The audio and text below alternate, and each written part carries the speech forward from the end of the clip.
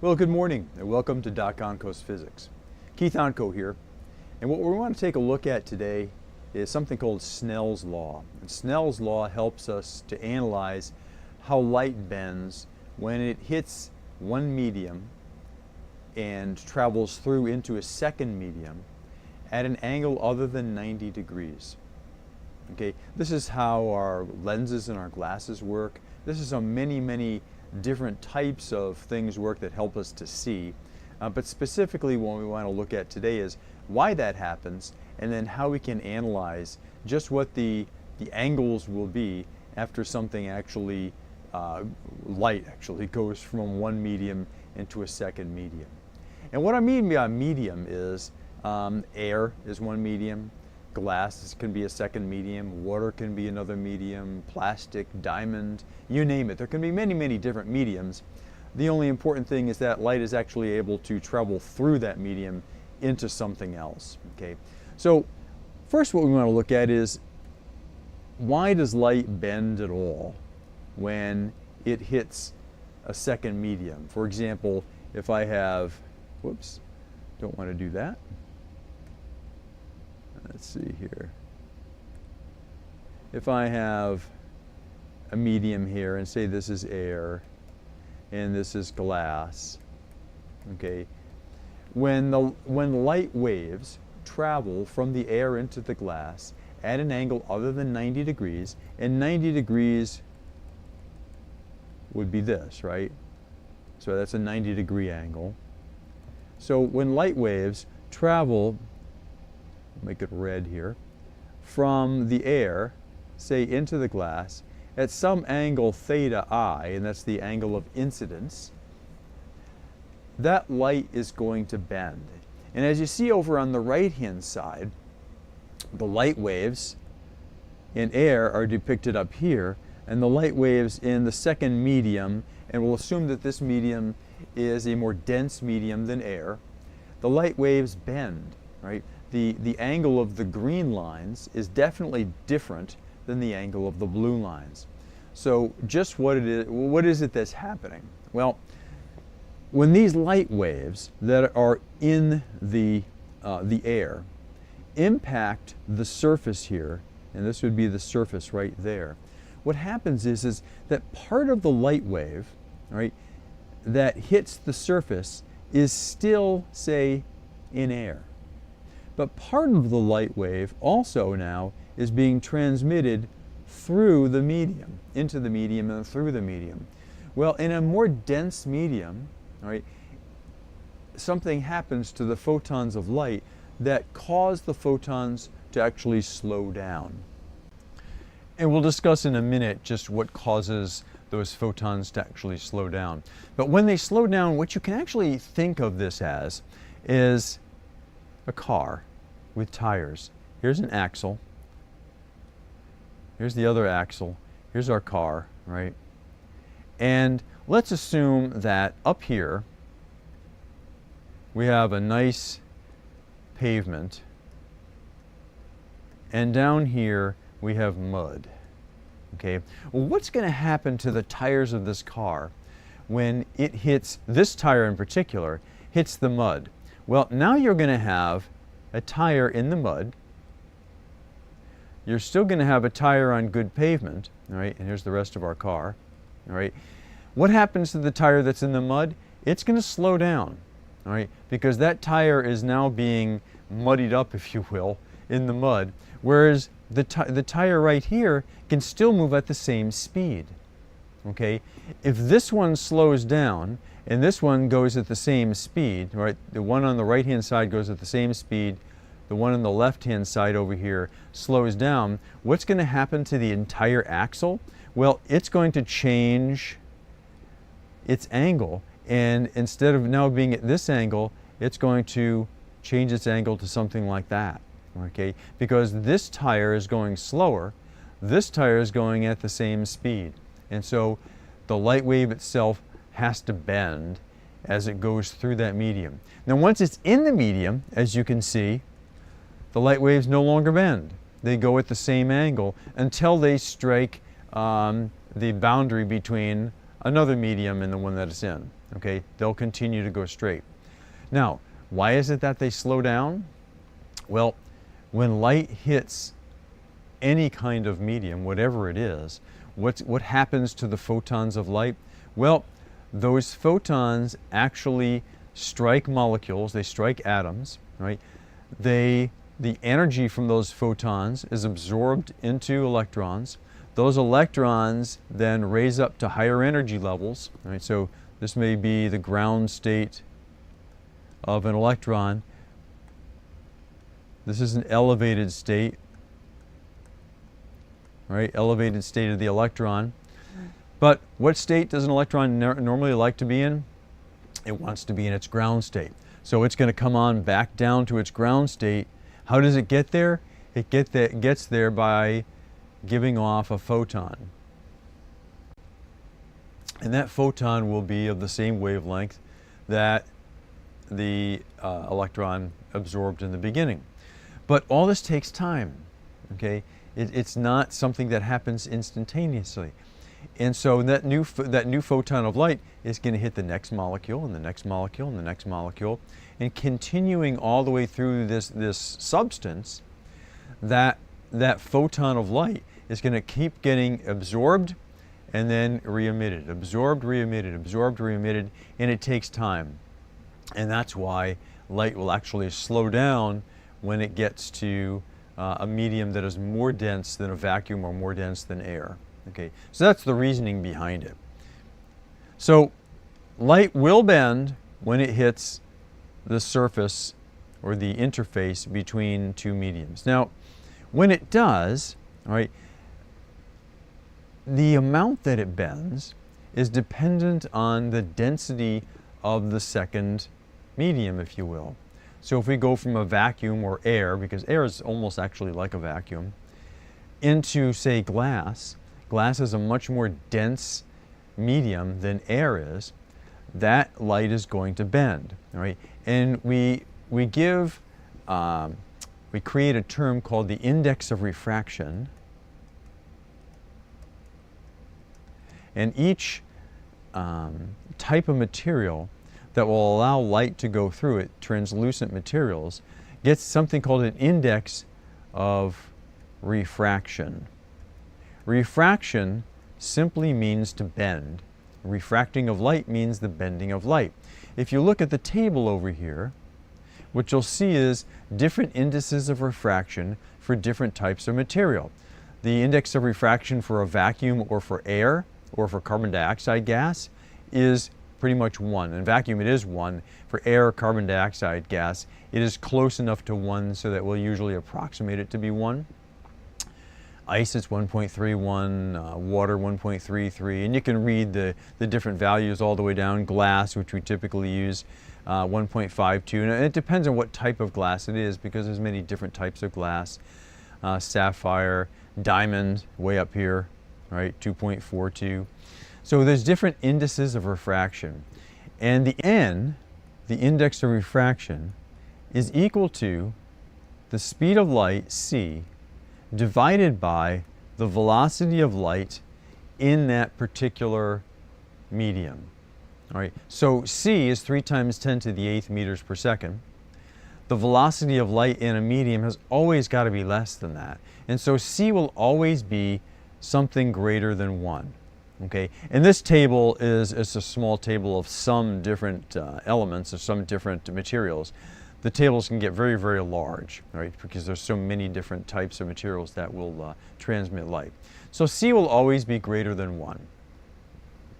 So along came Mr. Snell, and he was able to come up with a relationship between the angle of incidence of light and the angle of refraction of that light. So the angle of incidence, again, all right, would be this angle here. The angle of refraction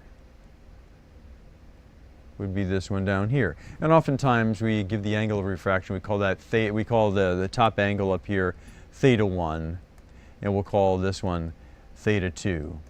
And he came up with an equation and says that the index of refraction of the material that the light is coming from times the sine, the sine of the angle of incidence, all right, is equal to the index of refraction of the material that the light is going into times the sine of theta 2, which is the angle of refraction.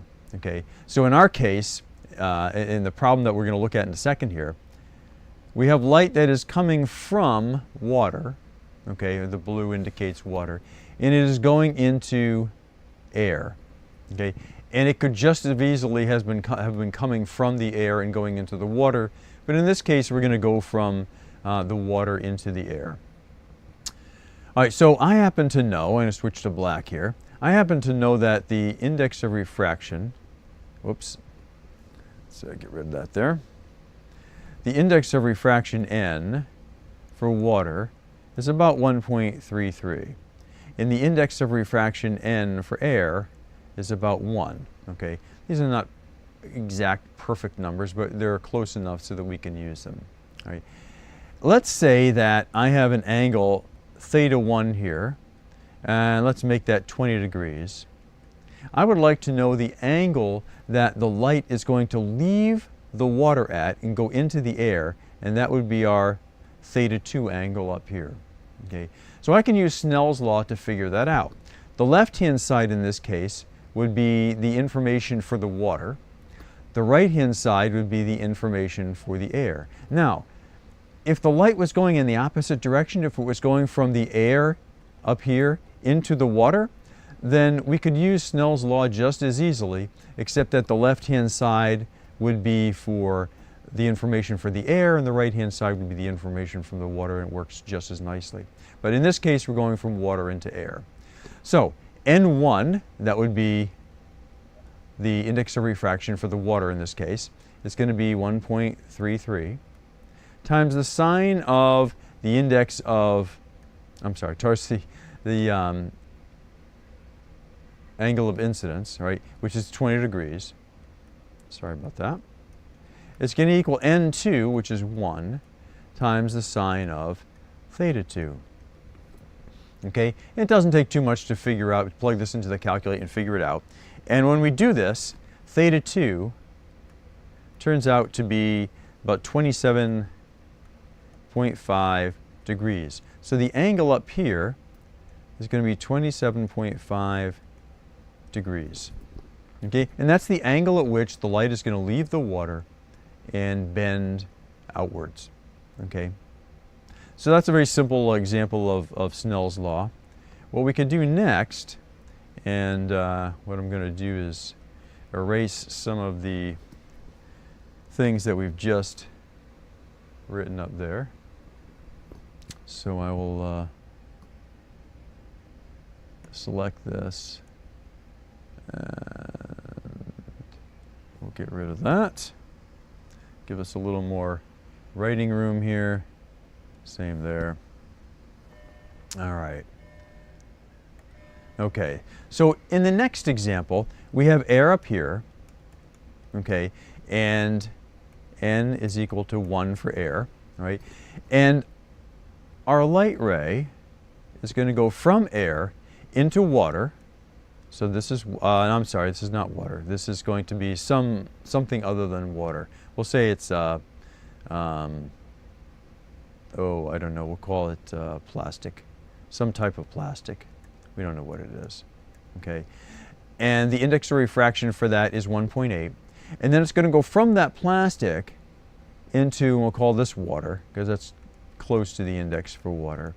And we want to see what's going to happen to the light as it bends. Now, this may look like a complicated problem, right? Because instead of just having one surface that the light's going to go through, there are now two surfaces. There's the air to plastic surface, and there is the plastic to water surface.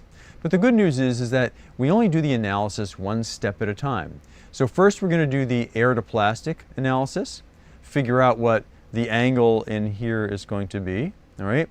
And then we're going to do the plastic to water analysis, okay? but you do it totally separately. All right, so it's sort of a two-step problem, but don't get confused because we have more than one surface. All right, so let's do Snell's law for the top surface first. So what are we going to have? Well, we're coming from air into the plastic. So N1 will equal 1, right? Theta 1 is going to, now we didn't say what the angle of incidence was yet here. So let's say that theta I here is equal to, let's make it 30 degrees, okay? So theta I is 30 degrees, okay? N2 is equal to 1.8, okay? And we want to figure out theta 2, all right? So we can say that 1 times the sine of 30 degrees is equal to 1.8 times the sine of theta 2. And we're going to plug that into our calculators and see what we get. And so when I plug these into the calculator, I get theta 2 equal to be about 16.12 degrees. So that angle right in there is 16.12 degrees. Okay, so I've essentially solved part of the problem here. All right, so we're getting there. Now what I want to do is I want to look at the second part of the problem. So I need to know that angle right there, because this is my new theta 1, if you were, a theta or angle of incidence. Well, I know that this angle up here, all right, this angle right up there, is 16.12 degrees. Okay, so the question is, how much is this angle down here? Well, it's also going to be 16.12 degrees. And if you do the geometry, you'll be able to figure that out. If we were to draw a triangle down here, right, and if we knew this angle, we know that angle. If we know that angle, we know that angle, right? So using geometry, you can figure that out. So our new theta I for the second part of our problem is going to be 16.12 degrees. Okay, what is our new index of refraction for the medium that is coming through? So N1 here, we'll call this theta 1 here, N1 is going to be 1.8. Okay, N2, the material it's going into, index of refraction is 1.3, and theta 2 is what we want to figure out. So we want to figure out what this angle is in here, how it's going to bend. Okay, that's the ultimate thing we're trying to figure out here. So we now have the information for, right, our new bending of light from the plastic into the water. So we're going to use Snell's law again. Okay, so N1 theta 1 are up here, right? So it's going to be 1.8 times the sine of 16.12 degrees is going to equal 1.3 times the sine of theta 2, right? And you have to be careful about making sure that you get the from and the to information straight. Okay, and that's really the most difficult part about this. So when we do the math here, the angle theta 2 turns out to be 22.6 degrees. So that is this angle right in here. So we figured out the angle that the light changes, starts out at 30 degrees way up here, okay, all right, way up here it's 30 degrees, right? It bends to where it is 16.2 degrees inside the plastic. That's that right there, all right? It then hits this surface right there and then bends again, and it bends outwards, right, to 22.6 degrees back into the water. Right? So that's Snell's law. That's really all there is to it. Just make sure that you get the information on the from side and on the to side correct, and you won't have any problems. Hope that helps, and have a great day.